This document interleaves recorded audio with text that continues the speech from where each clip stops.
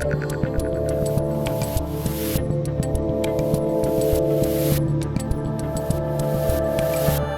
right, people of the internet, this is the Rubin Report, and welcome to another Friday Roundtable extravaganza. Joining me today is the opinion editor of Newsweek, Josh Hammer, and the independent Substack journalist and author of The Gray Lady Winked, Ashley Rindsberg. Josh, Ashley, welcome to the Rubin Report. Always a pleasure, Thank you, Dave. Josh, you've been on many times. The audience is familiar with Josh Hammer, so I want to give Ashley a moment on his debut Rubin Report episode to just tell everyone a bit about himself and a bit about the book, because I think they will see why I thought you were a good fit for today's show. Yeah, thank you so much, Dave. As you mentioned, I'm an investigative journalist, independent. I don't have unfortunately for my bank account, don't have any corporate masters, but I get by. So I wrote this book in 2021 about the New York Times called The Gray Lady Winked. Actually, I published it in 21. I wrote it many years before, but it was blocked at every turn by the publishing industry, which did not want this book out. And this book is about the 10 cases that the New York Times misreporting actually changed history. So this is all the way from Walter Duranty denying the Ukraine famine in the early 1930s, right up until today. Nicole Hannah-Jones trying to convince America that we are a slave nation rather than a nation based in liberty, and everything in between. So that is The Gray Lady Winked, and really struck a chord, of course, as we're talking a lot about media today and media corruption, malfeasance, and the kind of distortion that they weave into all of our lives. Yeah, the book is really excellent, and my audience will totally dig it because, the New York Times. Ashley, I'm guessing they didn't put you on the New York Times bestseller list. They did not, and that is an editorial list. That is not a numbers list. They make those choices by whoever they want to include and exclude. That's why you don't see a lot of conservative authors on that list, proportionate to their sales. Yeah, it's hilarious, as everyone knows, and then we'll move on. My first book made it to the list. I should have been number 4. They put me at 11. My second book should have been number 2, possibly number 1, depending on how they counted by sales, and they didn't even put me on. I mean, and it's like, the only reason I even mention it, I truly don't care. The first time I wanted my editor to get it because it was good for her career, I didn't care. I make fun of the New York Times all the time.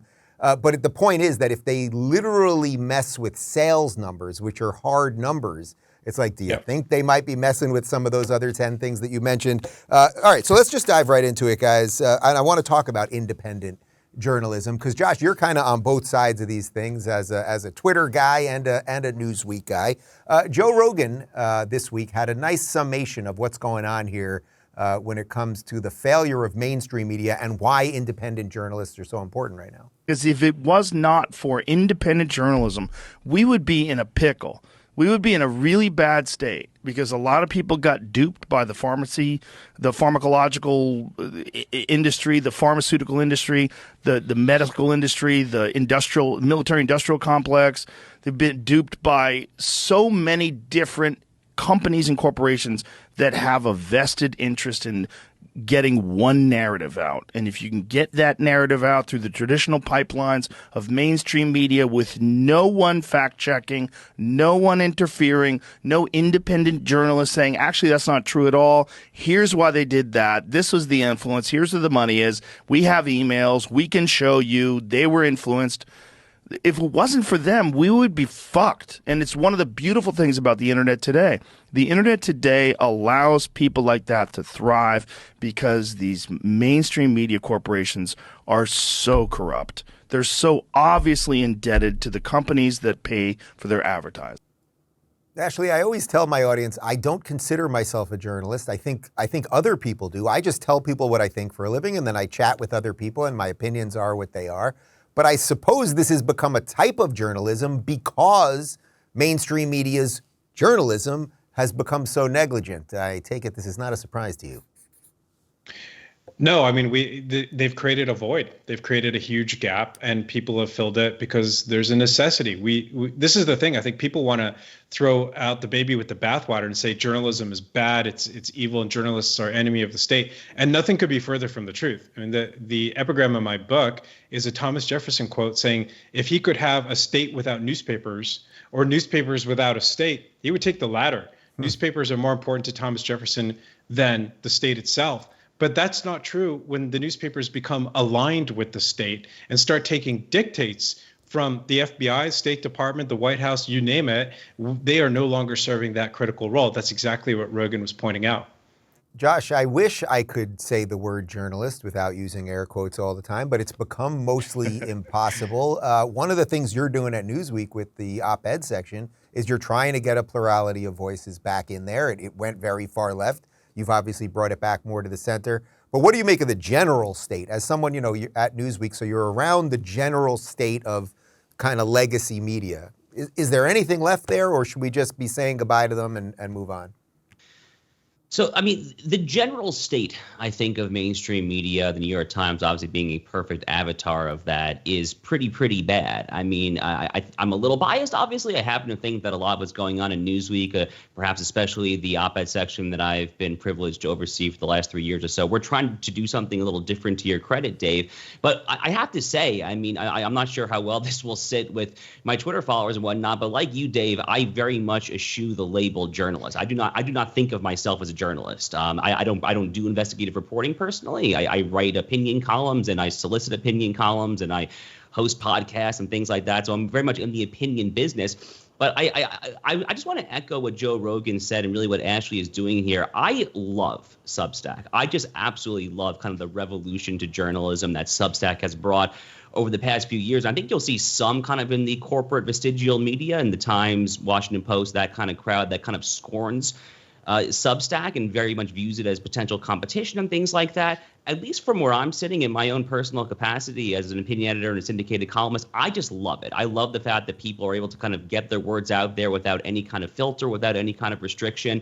And I definitely think that it has made good quality investigative journalism, the likes of which the mainstream media very infrequently does at this point, much easier.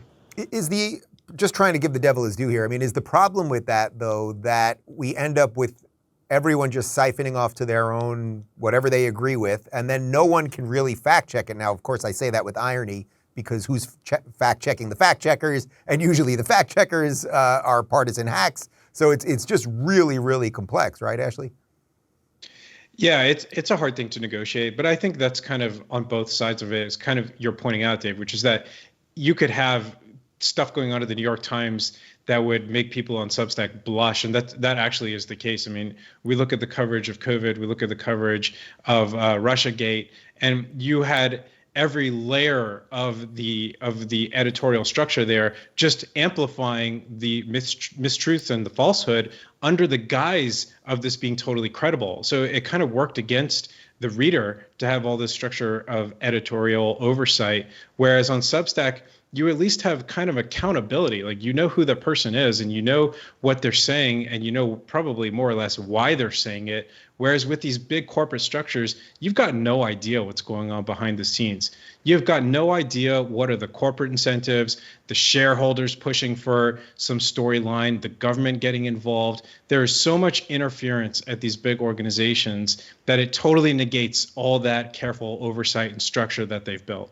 Yeah, one line that I always use on this is that truth has become a time-release pill. And it's like you only have to look at the last couple of years of COVID where there were a whole bunch of us, I'm sure you guys included, Josh, I know you for sure, saying things that now we all accept as true about COVID, or most of us accept as true about COVID, and they just simply were not allowed to be said on mainstream media. Wuhan lab leak, nobody could say it on mainstream media until Jon Stewart said it on Colbert, and then suddenly everybody started saying it. Like, they wait for these airlocks to be lifted. I want to show you this clip. This is really wild. And if you watch mainstream media, you probably didn't see the original clip, but Matt Taibbi, who is a Substack journalist, a lefty, I think he's a self-proclaimed progressive, he was testifying at Congress. It was on the weaponization of government. And while he was doing it, the IRS showed up at his house. Okay, I mean, you cannot make this stuff up. The scriptwriters aren't even doing that well here. It's just too obvious. So anyway, Chris Stewart, who's a Republican congressman from Utah,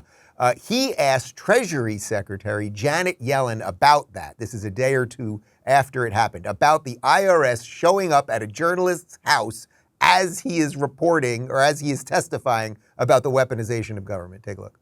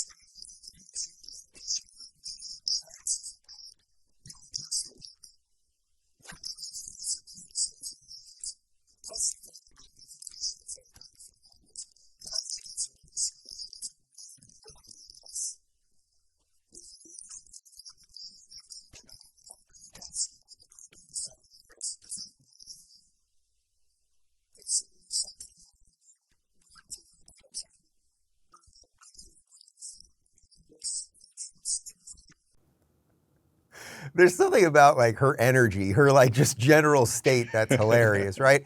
I mean, look, I don't know exactly what that had to do with it, why you would ask Janet Yellen that question. So I'll sort of give her a little bit of a pass. It seems that she should have been at least aware of it, but okay, so be it.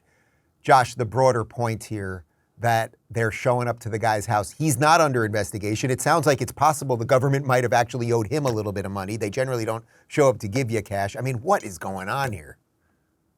So real quick on the Janet Yellen point in particular, just looking at this visual of this woman who is clearly elderly, just saying that she is not aware of what's going on, to me, perfect. It's perfect, right? I mean, it just underscores that we are living in what some commentators have referred to as a gerontocracy, which is kind of just an oligarchy, basically, of elderly people. I mean, 65 and up. And I think that exchange right there with the younger congressman, kind of the older, Treasury Secretary, you really kind of saw that juxtaposition right there. But to what you're asking about, Dave, I mean, look, Chris Stewart there was estimating the odds would be 1 in a million. I mean, frankly, he's probably lowballing it. I would guess probably even lower odds than that if I had to guess there.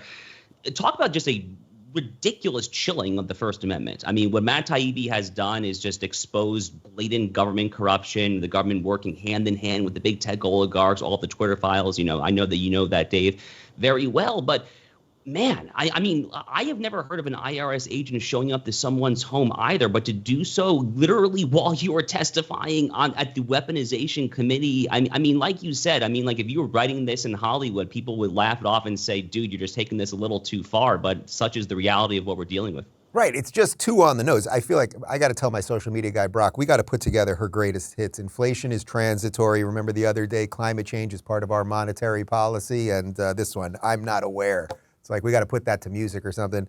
Ashley, in a weird way, when I heard this, that this IRS agent showed up at his house, I was just like, yeah, of course they did. Of course they did, because nothing is too over the top here at this point. Well, I mean, remember one of the lines of questioning from Debbie Wasserman Schultz in the hearing was, did you make money? Did you profit? She's asking Taibbi if he made money from the Twitter files work he did. And he had to kind of tell her, well, I invested money. And she kept pushing and pushing and pushing.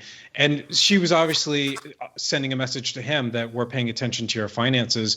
And then this happens. And of course, it's a message. I mean, nobody does that without wanting to send a message to him and to people around him and to people like me watching from the outside to say, watch out. You better watch your back because we're looking at you. And we know that they're watching us. We know they're looking at us. We know that from the Twitter files. We know that the level of interference has become stratospheric. They are leaving nothing to chance. They're playing this extremely tight, and they're not playing by any of the rules that we think apply. Those are all gone. So I think this was a clear message. I don't think anyone would take the chance of this leaking out unintentionally if they didn't intend it. I think that is absolutely what happened. Yeah, I think you're right. It's intentionally like, look what we do. As I've mentioned on the show several times before, I campaigned with Larry Elder for the recall election against Gavin Newsom. Obviously did not go well. I think 3 days later, I was audited by the state of California. That's actually the same day that I put my house for sale. No joke. I was like, that's it. I already wanted to get out. I was done, but that was officially like, we're leaving, and I can't stay here.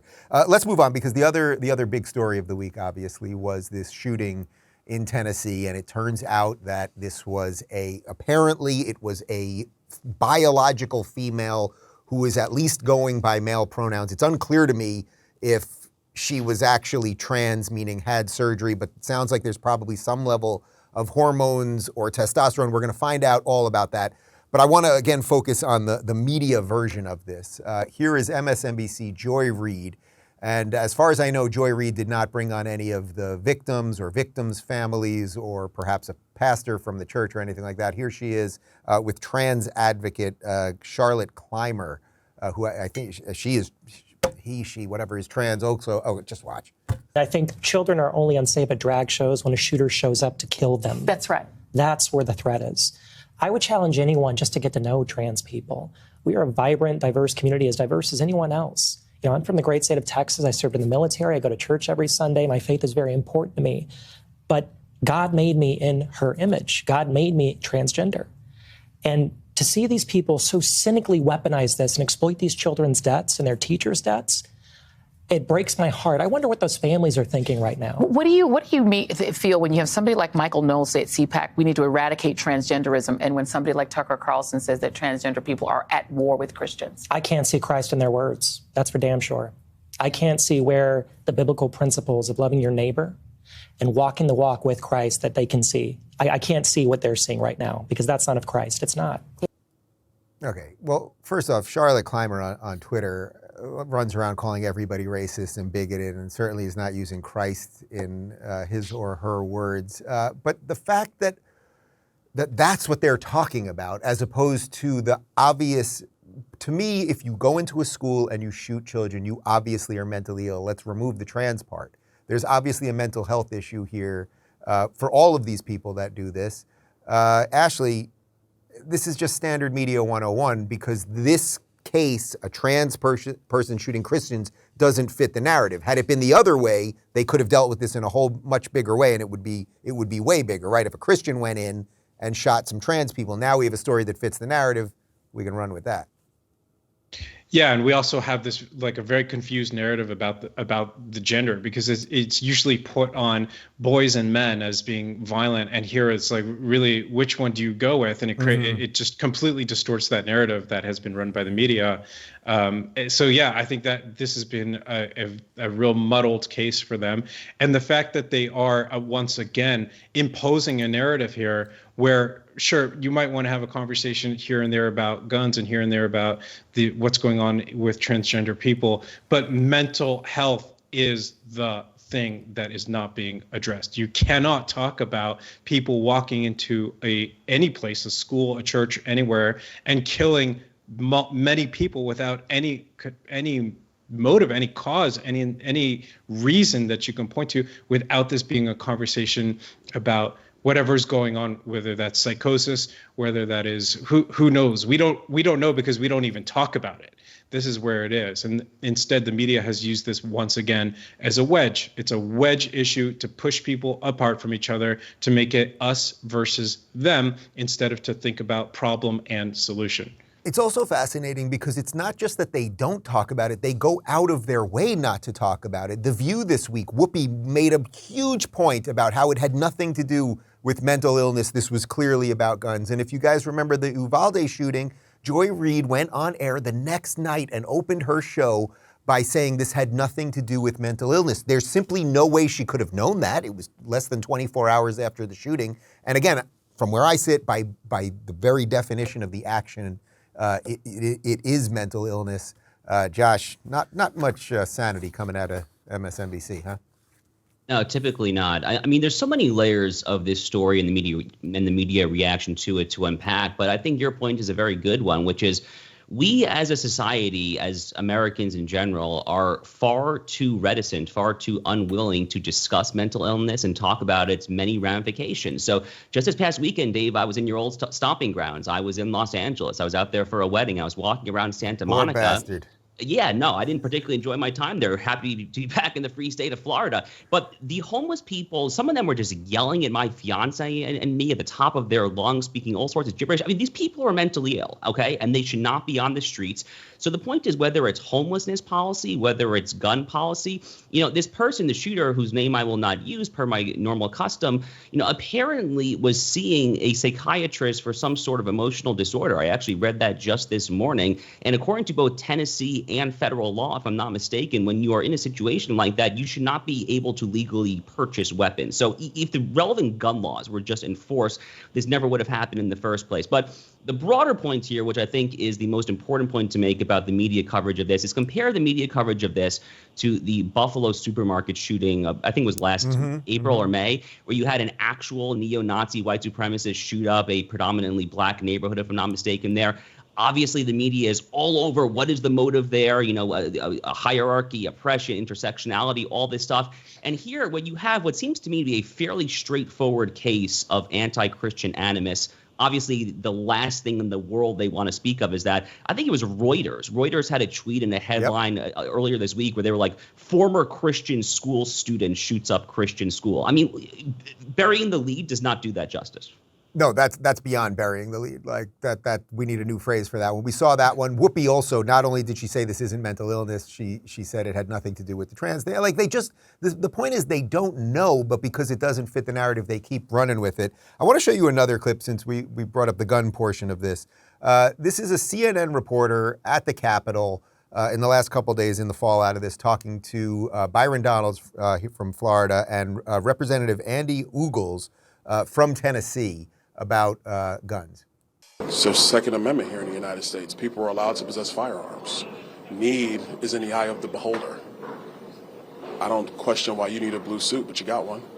And I know we're talking about something very, very different, but the Second Amendment allows American citizens to possess firearms. So why not limit to AR-15s? Why not put a ban on that? If you're going to talk about the AR-15, you're talking politics now. Let's not get into politics. All right, let's not get into emotion, because emotion feels good, but emotion doesn't solve problems. Why not ban AR-15s? Why not talk about the real issue facing this country in regards to this shooting, which would be mental health? You know, when we talk about these quote-unquote journalists, to me that is such a perfect example of it, because it's subtle what they do. It's not that he's going out there yelling at the guy, but the way he asks the question. So there's a shooting, and immediately the question should be, why don't we do something against the Second Amendment? So it's a trickery in how they're actually going about the business, right, Ashley? Yeah, that's a classic way of what in the study of bias is called framing. You frame it right off the bat as having to do with guns. The questions are about guns, and the answers, even in the negative, therefore are about guns. So you just get people saying guns, guns, guns, guns, guns over and over and over. And that also brings in another kind of bias, which is omission bias. What is not being spoken about here? And that is a whole host of other factors and things that are at play that are all crowded out for this one 3-letter word. And again, let's talk about it. Sure, talk about guns, but you cannot have that conversation at the exclusion of every single other factor that might be involved. That is absurd. That is exactly what the gentleman was saying. That is politics. That is not journalism. Josh, I don't like playing the games that the left plays with, always blaming a group of people for the actions of one individual. But at what point, if we have an entire mainstream media that is constantly going after, white, straight Christians as the worst people on the planet who have ever existed, at what point are they somewhat culpable? And I know that is an extremely slippery slope, but the constant demonization, there's one group you're allowed to demonize, and that's the group of people that happened to be killed in this incident. Look, from where I'm sitting, Jew hatred and anti-Christian bigotry are probably the last two politically correct forms of bigotry in the United States today. I mean, it is not merely not a problem to criticize Jews and Christians when they're acting like Jews and Christians, but it is praised. I mean, that will get you platformed by large swaths of the liberal media. I don't think that's overstating it.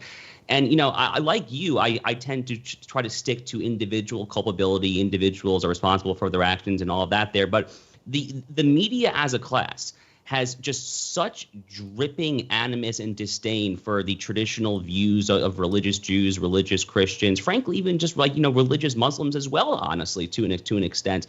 I think back to this op-ed, it is only tangentially related, but I think back to this op-ed the New York Times published a couple of weeks ago. It was basically saying that, the Jews back at the time the Torah was given at Sinai, of course they supported transgenderism. And are you kidding me? I mean, what is wrong with you people? Why are you trying to warp what religious people believe to suit your very tendentious agenda? Wait.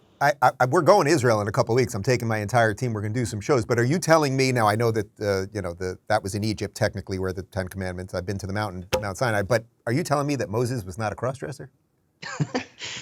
I mean, in Deuteronomy, if we want to go there, Deuteronomy literally says that you shall not wear the opposite sex's clothing. It's like a direct passage, actually. But crazy stuff, man. Crazy stuff. Well, I'll get on. I don't know that we're going to Egypt. Maybe I can take a quick bus trip to Sinai. I did it once. I don't know how many times I can do that. Let's move on to the other big thing of the week, because Congress is in session and there are things happening. And we were in D.C. earlier the week. There really was a certain energy in D.C. that was nice to see, and I sense the Republicans are kind of coming around a little bit on some important issues, but there's still always some weird language in bills that sound right that end up kind of being evil. This TikTok ban, this potential TikTok ban, as part of the Restrict Act, is now sounding somewhat crazy. I want to read a tweet by Greg Price, who actually is a journalist. He took a screenshot from the bill itself, and he wrote this: "The bill to ban TikTok is absolutely terrifying. It gives the government the ability to go after anyone they deem as a national security risk, at which point they can access everything from their computer to video games to their ring light. This is a Patriot Act for the internet." And then he took a screenshot of a portion of it. I want to read you just the second half. All right, you know what? I'll do the entire portion A. "In general, the Secretary, in consultation with the relevant executive department and energy heads, is authorized to and shall take action to identify, disrupt, prevent, prohibit, investigate, or otherwise mitigate, including by negotiating, entering into, or imposing," here we go, "and enforcing any mitigation measure to address any risk arising from any covered transaction by any person with respect to any property subject to the jurisdiction of the United States that the Secretary determines." In essence, guys, this bill to ban TikTok, which we can talk about Chinese spyware on everyone's phones and what do you do about that? Surprise, surprise, deep within that bill, they will have access to every freaking thing you have ever done on this device, basically in perpetuity. And they said any about 10 times. The kids say problematic, I think, Ashley. Is this a problem? I mean, you know, the one thing that's really, the Patriot Act obviously comes to mind, but even more so, what comes to mind is the CCP, the Chinese government's 2017 National Intelligence Act, which gives very similar powers to the Chinese Communist Party, and it uses that word "any." It's really not about anyone having to meet a legal threshold. It's whatever the person in charge determines to be relevant. In the case of China and the Chinese law, you have to turn over anything that might be considered actionable or useful intelligence to the state, whether you're a business or a private citizen or a NGO, it doesn't matter. And in this case, we're seeing the exact same kind of language. Whatever it is covered by the law. And this is something that we need to put the brakes on today. This cannot go any farther. My fear, though, is that it will go farther, that it will creep further into it. And part of that is because we don't have a media that is willing anymore to stand up to the national security state. Quite the opposite. We've got a media that is now working in lockstep with the national security state and with the intelligence community and with law enforcement. The three groups that they were used to opposing vociferously is now their closest bedfellow, which is crazy and worrying and disturbing in ways that's really hard to express. Yeah, they're basically acting as their PR arm at this point. As of us doing this right now, last I had heard on this, Rand Paul, who obviously is the most libertarian senator we have, he was bringing this to Josh Hawley. Hawley sounds like he's for this at the moment. Now, Hawley wrote a whole book on big tech censorship and a bunch more. I happen to like him, and I hope he does come around on this. He's really the most populist senator there is. This strikes me as a populist issue. Josh, what do you think is going to happen here? So I could be wrong about this, but I think Josh Hawley has also proposed alternative legislation. So it's not the Restrict Act. It's okay, actually, good. So some of this is happening right now. Yeah, exactly. Yeah, it's kind of actually unfolding in real time. At least the last I saw this morning. So I think that Josh Hawley is solid on this. If I understand correctly, the alternative bill that he has proposed does not incorporate that very harrowing and dystopian, frankly, just Orwellian paragraph that we just heard from you read on air. But what you're really seeing here, and this is just such classic Congress. I mean, what they are doing there with all these NEs that you emphasize, they are slipping in an enormous power grab, and they are trying to do so under the under the confines, under kind of the ruse of trying to solve an actual problem. And TikTok is an actual problem. I mean, we should not pretend like it's not. I happen to think that TikTok really should ideally be banned. But the problem is that Congress could do this in literally a one paragraph, maybe like a 1 or 2 sentence bill if they wanted to. The fact that they felt the need to kind of emphasize this to this extent there is just a pure paragraph. And frankly, honestly, it's also a galling Fourth Amendment violation. I mean, as a lawyer by background, that's the very first thing I thought of when I heard that paragraph there. So if this bill were to somehow pass in that form, which I don't think it will, I would expect some Fourth Amendment lawsuits to stop it right out of the gate, to be honest. Is the bigger issue that even by addressing this, let's say the language does get changed and Hawley comes around and, okay, we're all feeling somewhat better, that we're sort of just rearranging chairs on the Titanic as it sinks, because so much of this is so long gone at this point. We have no idea what the security state is doing. And nobody ever gets fired, nobody gets arrested, nobody gets publicly shamed. They lie in front of Congress. That it just won't even matter whether they remove the specific language or not, Ashley. I think it's. I think there is a creep. There is definitely a creep into all of our lives. Privacy is sort of an outdated, outmoded notion at this point. Though I think this, as Josh was just pointing out, this particular section of that bill is so sweeping and so ambiguous and so expansive that it feels like that would actually be at least a catalyst to something very different. We may get there eventually. We probably will at the rate we're going, especially with the introduction of central bank digital currency that gives government real, just, complete control, complete insight into your finances, your property. We're heading in that direction. There's not much that's slowing the train down, but I think this kind of language would just speed it up and put it on steroids, and that's why it's such a concern to me. I got one more clip before we wrap up today. Donald Trump was being interviewed by Sean Hannity, and he was giving credit to Elon Musk for what he's done with Twitter. And you guys know I've been to Twitter. Elon seems like he's doing the best he can. I still have a ton of frustrations with Twitter. The numbers still seem completely out of whack. The engagement still seems really bizarre. He called it a fractal Rube Goldberg machine to me, so it's not an easy thing to clean up. But Trump talked about at least the fact that Elon got in the fight and whether he's going to get back on Twitter. By the way, Elon Musk revalued Twitter at only $20 million. Well, it was not... 20 billion, I'm sorry. No. But he did a big favor by letting people know how corrupt our government is. I hear that they spied on my campaign. And at that time, because truth is incredible, but at that time I was using Twitter. Now I use Truth. Although they want me back on Twitter desperately. Are you going to go back? Well, we'll talk about that at some point. But I love Truth. I think Truth is incredible. It's up, I think, 389%. It's the hottest thing there is. Okay. Josh. Just talk. What do you got? So look, I mean, let's not forget the Twitter files. I mean, I share a lot of the same frustrations that you probably have, Dave, with the low engagement numbers, the fact that there's this weird for you column on my iPhone app for Twitter now. Engagement is just really, I feel like I'm shadow banned, frankly, worse than ever. But let's not forget about the Twitter files. I mean, honestly, the Twitter files really kind of, I think, makes Elon Musk doing this worth it unto itself. The revelations in there were absolutely positively striking, and they really just confirmed so much of what those of us have been saying or suspecting for years now about this just naked open collusion between the national security state, the intelligence community, and Silicon Valley. So that in and of itself, I think, really did justify and make this whole experiment that Elon Musk is doing worth it. But really just more symbolically, the fact that someone could come in there, and obviously, very few people have Elon Musk's net worth, but the mere example that someone could kind of come in there like a white knight and try to pry away a very prominent and important social media platform away from kind of the Jack Dorsey clown brigade.